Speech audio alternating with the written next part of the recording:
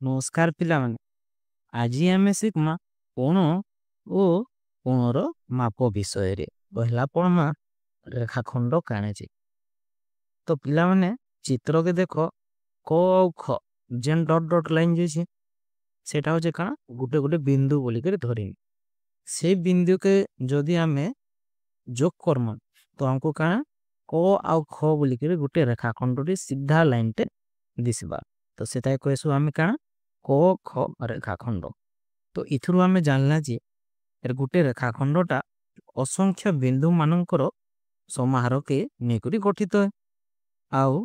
रेखाखंडर दुईटा प्रांत बिंदु थिसे तो इ चित्र के देखो तार दुईटा प्रांत बिंदु हैला गोटे क आउ गोटे हैला ख तो आमे सेटा के पढ़सु काना क ख रेखाखंड आउ राइट साइड रे गोटे चित्रोटे जे देखो पिला में सेतिरे आमे काने जन्मा माने गोटे बिंदु दे करी असंख्य रेखाखंड अंकन करा जाय पारबो तो इटा माने मने रखितो पिला माने कि रेखाखंड काके कहा जायसी एबे पढमा रश्मि काके कहा जायसी जे तो चित्र के देखो पिला माने 4 रु 6 के गोटे तीर चिन्ह लेके अछि आ से तीरटा पूरा बहुत दूर तक लंबी करी अछि तो इताके कहसु हम काने रश्मि रश्मि हेउछे असंख्य बिंदु मानकर समाहार तो रश्मिर दुईटा प्रांत बिंदु थिसी चित्र रे देखो गुटे आड़े च छे और गुटे आड़े छ तो इटाके कहसु हम काना च छ रश्मि तो आ गुटे चित्र जे देखो राइट साइड आड़े तो गुटे बिंदु दे करी असंख्य रश्मि माने बाहरी छे तो एथिरु आमे जानमा जे गोटे बिंदु रे आमे असंख्य रश्मि अंकन करि पारम पिला माने एबे पढमा सरल रेखा काके कहा जायसी दुईटा विपरीत रश्मि के जोग करले जेन चित्रटा सृष्टि हेसी ताके आमे सरल रेखा कहसु सरल रेखार दुईटा प्रांत बिंदु तैसी चित्र के देखो च आउ छ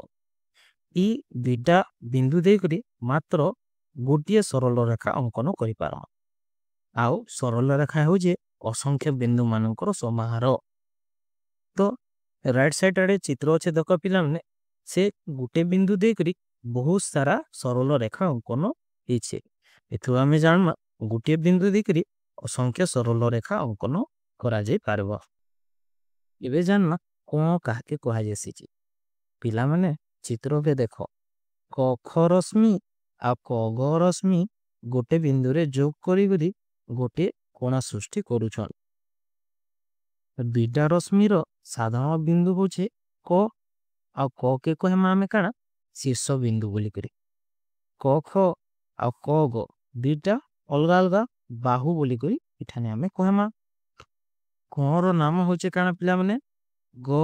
क ख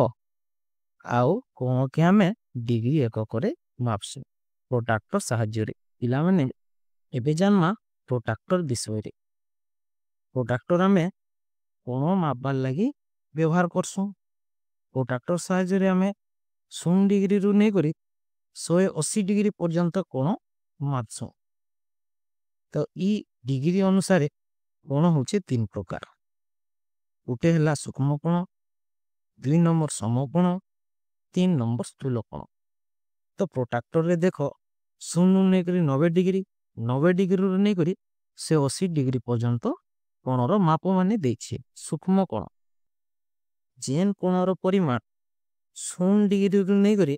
90 डिग्री भितरे अच्छे सेही कोण के हम क्या कहसु सूक्ष्म कोण कहसु तो चित्र रे देखो 62 डिग्री अच्छे 48 डिग्री अच्छे 71 डिग्री अच्छे 54 डिग्री अच्छे आउ 12 डिग्री अच्छे आउ 67 डिग्री अच्छे